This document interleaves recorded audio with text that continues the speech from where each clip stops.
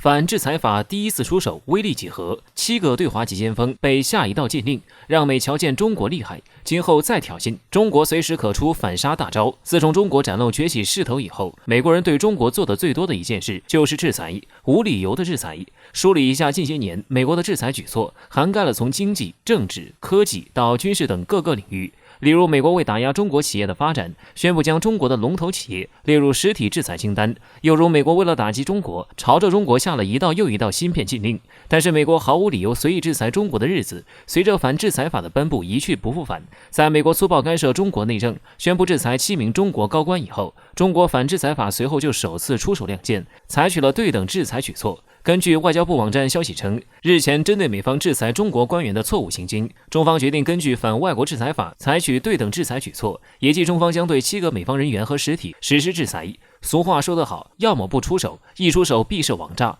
这句话用在这次中方的对等制裁上，可谓是再合适不过。更加值得注意的是，这是反外国制裁法颁布以来的首次亮剑，从效果上来看，简直是稳准狠。分析人士指出，这次中方宣布对等制裁的7名美方人员来历都不小，例如美国前商务部长、评估委员会主席等，其都是美国近些年来挑衅中国闹得最凶的急先锋代表。从这一点来说，中方的这次制裁简直是直击美国最核心的挑衅势力，威力不同凡响。而相比于向7个急先锋下一道禁令，更加令人激动的是，这次中国出手的意义非比寻常。在以往反外国制裁法还没有出台以前，中国对美制裁的回击举措成效甚微，要不就是口头警告，要不就是威慑力不够强的反击举措。而这一次中国采取了对等举措，从某种程度上来说，比美国的制裁威力还更大。从国际层面来说，以往制裁仿佛都被默认为是美国的特权，但是随着中国的发展崛起，这一局面开始改变，美国将不再能够凭借着其霸权在全世界进行随意制裁。在强大的中国面前，美国的嚣张气焰被狠狠打压。经过这次以后，美国再想随意制裁中国已经不可能，中国多的是对等的反击。如果美国想制裁中国，也相当于是往自己身上捅刀子。我国已经做出实际举动，让美瞧见中国的厉害，中国是不好惹的。前不久，我国外交部证实，美国副国务卿舍曼将在7月25日到26日访问中国。然而，在其访华前夕，中国使出了杀威棒，美国给中国挖的坑终究是自己跳进去了。外交部震撼发声。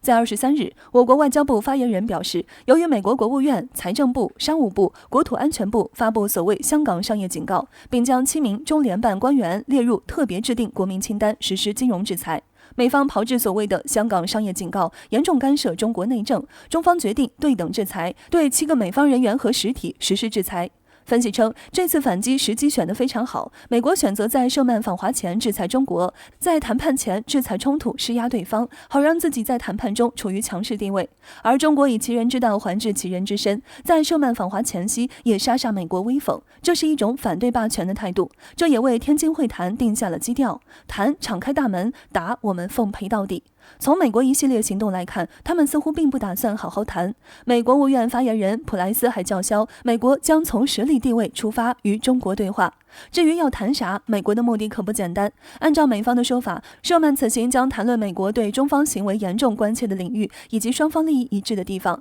谈论对中方行为严重关切领域，几乎可以肯定美国又将对中国内政指手画脚，包括涉疆、涉港、台海等问题。至于双方利益一致的地方，美国大概率会谈到气候问题，以及最重要的国际经济形势。美国肯定不会直说美国通胀问题，而是让中国承担国际责任，稳定国际物价，其实就是让中国商品别涨价，承担输入型通胀。此外，还可能谈到中美关税问题。最近，美国财政部长耶伦抱怨，对中国加征关税正让美国消费者承担后果。美国很想取消关税，但是下不来台。综合来说，这次会谈主动权在我们，美国才是急需谈判的弱势方。但是美国还是死性不改，在会谈前大搞动作施压中国。别国吃这一套，但不代表中国就吃这套。在美国施压不断的背景下，中国早就认清了事实。咱们正好来了个基于实力地位的制裁，把美国那股子妖风邪焰先打一打。外交部发言人赵立坚就表态，美方没资格对中国说教或指手画脚，没资格从实力地位出发与中国打交道。我们在安克雷奇不吃这一套，在天津更不会吃这一套。任何外部势力企图干涉中国内政，都是蚍蜉撼树，自不量力。美国为何突然下令让英国军舰必须进入中国南海岛礁12海里内？而这12海里考验考的英国还是中国？如今中美关系已经到了一个冰点，美国一心想把中国搞垮，却被中国招招化解，为此美国不得不开始拼命的筛选盟友，一起联手针对中国。而最近美国就再次出了一个骚操作，让人不由得怀疑美国是否又在打什么主意。近日，美国媒体提出了一个问题，那就是美英关系一直十分特殊。在75年前的铁幕演讲中，英国前首相丘吉尔就对这种关系做了一个阐述。究其原因，双方能够维持良好的特殊关系，不过源自利益的一致。但是如今随着中国实力的崛起，美英关系还能是特殊的吗？文章表示，此前拜登政府几次派遣军舰侵入中国南海岛礁12海里处，但是美国的盟友们却没有一个愿意做这件事。法国、日本、澳大利亚、新西兰、德国、印度、越南、新加坡这些国家都有着种种原因没有做到，不是成为中国的伙伴，就是不敢挑衅中国，所以美国需要鼓励这些国家。而英国4-5型驱逐舰之前都敢在黑海水域挑衅俄罗斯了，那么这回如果英国没有派遣军舰进入中国南海岛礁的12海里处，美英关系将很有可能会出现破裂。很显然，美国这就是在怂恿英国，毕竟12海里领海是一个国家的主权领域，在这里该主权国拥有可以开火的权利，就比如之前英国闯入俄罗斯的领海一样，俄罗斯直接开火警告。所以其实对于英国来说，如果进入中国南海岛礁的领海，那么很可能会受到中国的攻击，而不进入的话，那就很有可能就会失去美国的信任，被美国排挤制裁。那么问题来了，英国敢这么做吗？选美国还是选自己？从另一方面来说，这或许也是对中国的一次考验，因为有些事情可一可二，不可再三。美国如今已经2次闯入了中国西沙领海，只要美国胆敢再来一次，那么很有可能会接受中国的炮火洗礼。而即便是可能，美国也不敢赌这种可能性。所以对于美国来说，选一个盟友来出头自然是最好的。而这也能考验中国的底线在哪里，是针对不同的国家，还是针对整个美国盟友群体？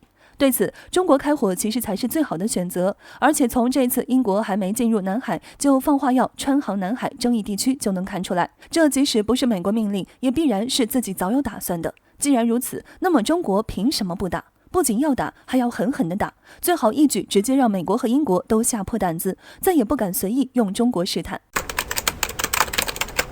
近期，我军在周边海域密集执行实弹演习，俨然对台湾岛形成一个半包围圈，这情况引起了外界高度关注。我军领我2地传来好消息，我军北部战区的社交媒体账号北海舰队公开表示，该战区麾下某海军支队近期在某海域执行实战攻防演习。我国官媒人民海军和中国军网等也在22日对此事进行了视频展示。有细心的网友就在视频中发现，领我2地型导弹驱逐舰在演习中发射的居然是我国全新的反舰导弹鹰击 18A 亚超音速远程反舰导弹。有知情人士透露，这款鹰击 18A 反舰导弹详细情况外界还不太清楚，官方在此前对该型反舰导弹也是3缄其口，外界只是知道它已经被研发，但却并不清楚具体到了什么地步，是否能够上舰实战。因此这一次公开的视频画面是该款反舰导弹首次被证实，而且已经完成服役。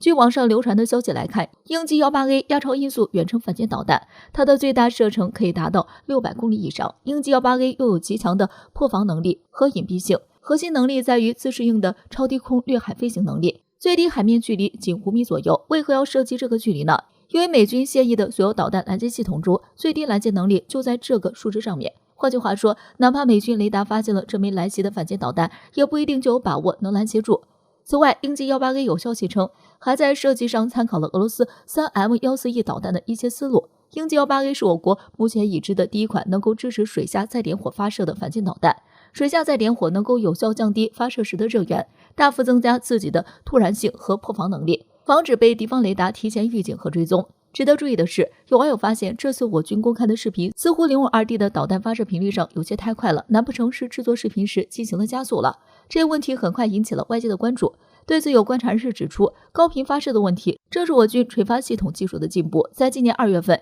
央视曾曝光过一个名为冷热共加通用垂发的技术，简单来说就是在同一发射井内支持冷发射和热发射2种发射技术，在这个基础上让发射井能够尽可能多的兼容导弹，进而完成高频率发射、饱和打击。不过这类技术的要求十分严苛，目前海军舰船中也只有领我2地和领我5型能够做到这一点。这个题外话可能大家不是太清楚，所谓的热发射就是导弹依靠自身发动机点火产生的推力，完成发射这一阶段的初速度，而冷发射则与之相反，是通过发射井的外来动力，推动火箭完成发射阶段的初速度，在飞行过程中再进行自身发射点火推进。